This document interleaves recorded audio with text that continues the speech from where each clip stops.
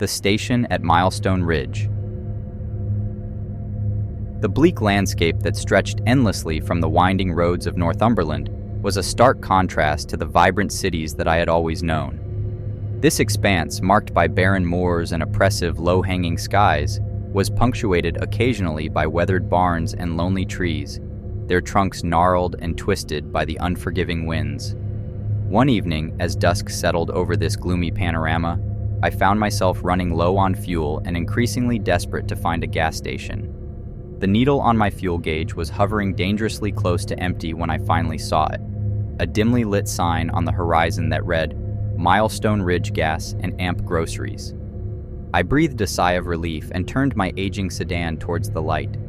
As I approached, I noticed that the gas station stood in isolation, miles away from any neighboring establishment or dwelling. A single flickering bulb illuminated its rusted canopy. Adjacent to the pumps was a rundown convenience store, its windows so dirty that the interior was barely visible. In the near distance, the dark outline of Milestone Ridge loomed, adding to the eerie stillness. After parking by one of the pumps, I glanced around for an attendant, but found none. I got out of the car and, while the wind whipped around me, tried to operate the self-service pump, but it seemed lifeless. I decided to head into the store, hoping someone there could assist me. The bell above the door jingled as I entered, revealing a dimly lit, musty interior. Rows of outdated products lined the shelves, and a radio somewhere played a crackling, almost indecipherable tune. An overwhelming sensation of being watched crept over me. From the shadows, a figure emerged, a man, tall and thin, with a weathered face and piercing pale eyes. His uniform, though once perhaps white, was stained with age and wear. "Evening," he greeted in a voice that seemed to echo the emptiness of the landscape. "Gasoline?" "Yes," I replied hesitantly. "The pump outside doesn't seem to be working." He smirked, a gesture that sent shivers down my spine. "Power's been acting up. I'll turn it on for you. Cash or card?" "Cash," I said, handing over the money. With slow, deliberate movements, he operated the old cash register. "Not many folks pass through here, especially not this late," he said, never taking his eyes off of me. "Where you headed?" "Just north," I replied vaguely, not wanting to divulge too much. The stranger nodded, turning his back to me and fiddling with some switches. Suddenly, the lights grew even dimmer, and the radio fell silent. He turned back to face me, his face obscured in shadow, but his eyes, still vividly clear, bore into mine. "The Ridge," he began, voice barely above a whisper, "has stories. Folks say travelers who stop here at night don't always make it out. They're called to the Ridge, never to return." Feeling increasingly uneasy, I backed towards the door.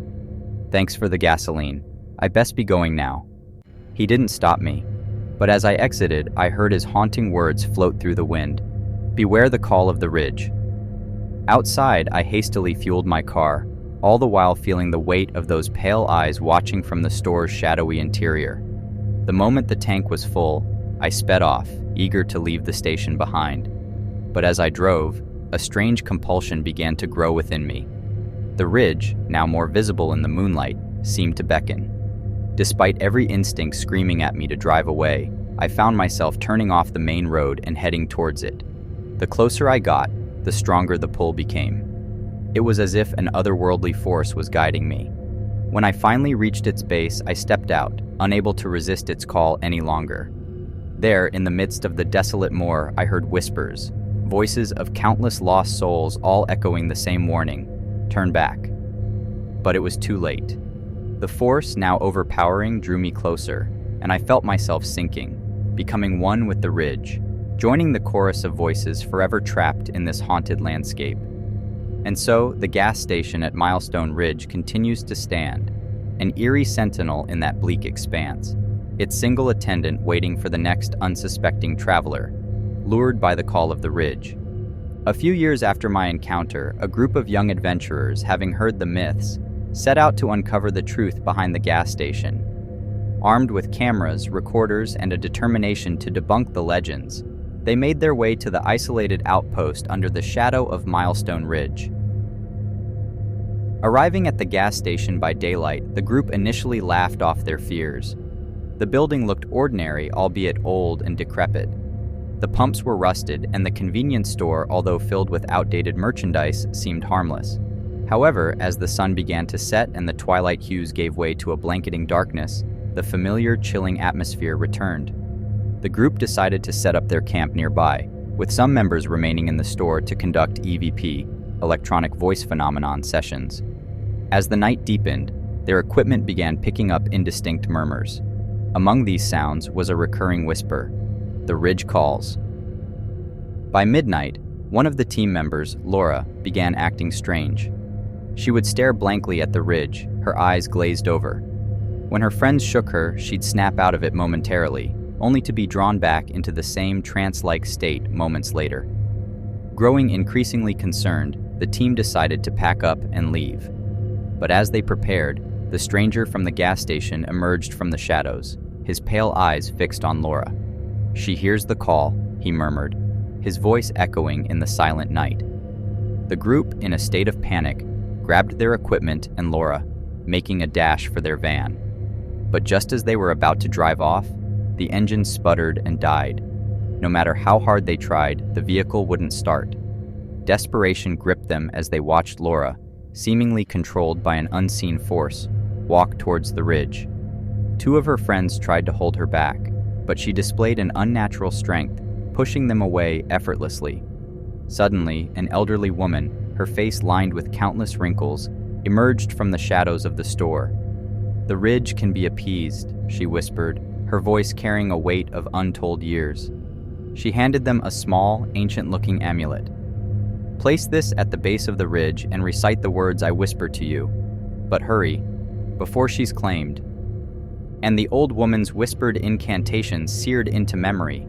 Two of the group members, Mark and Nina, sprinted towards the base of Milestone Ridge, their breaths labored and hearts pounding.